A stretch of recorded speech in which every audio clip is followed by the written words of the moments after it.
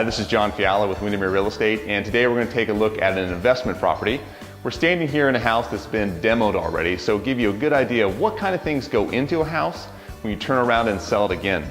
We're going to take a look at the kitchen, the bathroom, talk about some general areas of the house and the exterior. So let's take a closer look.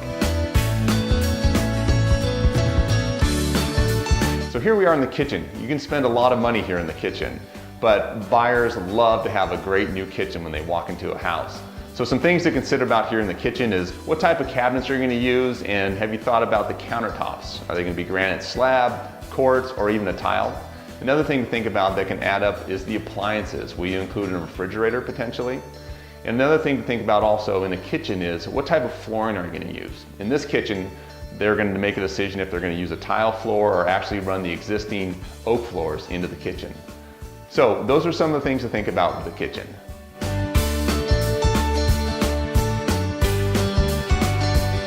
So here we are in the bathroom. You can tell that it's been demoed here already, but buyers love to walk into a house that has a new bathroom because that's a big project that a lot of buyers don't want to take on. So some things you want to think about is what type of work needs to be done actually by a plumber. And then you also need to think about the bathtub. What kind of tile you're going to put into the shower, how high it's going to run. Were you going to put decorative tile in there also? So a few other things to think about is what kind of cabinets are you going to put in? Are you going to have one sink, two sinks? You're going to have to buy sinks, you're going to have to buy faucets, potentially mirrors and new light fixtures, and even a toilet in this bathroom. The last thing to think about potentially is what type of floor you're going to put in and what kind of tile. So those are some of the things to think about when you're looking at a bathroom to remodel.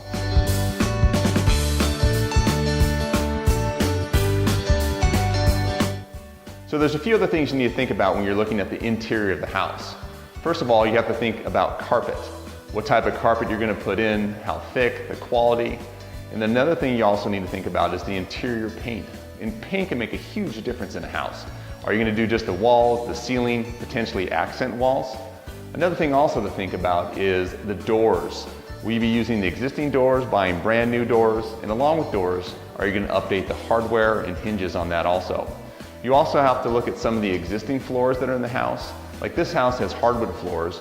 Will you be able to refinish those, or are they in a good enough condition to be able to reuse them as they are?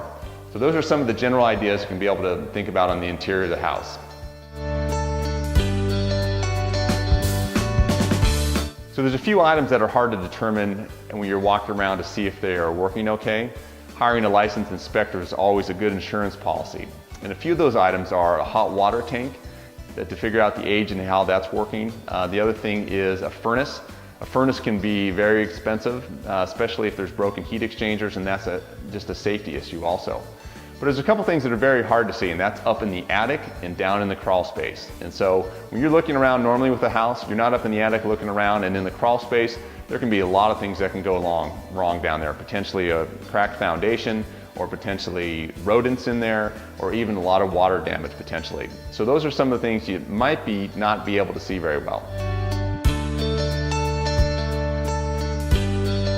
There's a couple other things you definitely want to look at depending if your house is on a septic system or on a sewer. You want to make sure that your septic system is good working order, the tanks are good, and the drain field is fine. A bad drain field can end up costing you thousands of dollars.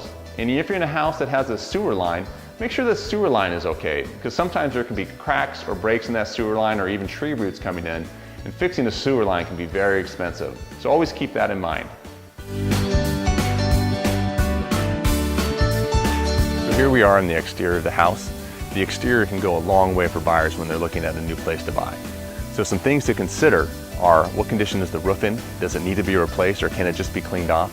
Pay close attention to the siding, because sometimes there's siding that can have been recalled in the past that might have been compromised where you have to replace the whole siding, and that can be very expensive. Paint color is a wonderful thing that makes the house go a long way, but sometimes you can also get away with just pressure washing the house. And also find a good landscaper when you come in to make the yard look wonderful for that first impression. So I hope this gives you some good ideas about what to do and not to do when you're considered flipping a house. So make sure you find a good contractor, stay on budget, and track that real estate market to make sure your values are there, because it changes weekly. So stay tuned to this, because I'm also going to put out another video of this house once it's finished. Good luck out there and find a great property at a good value.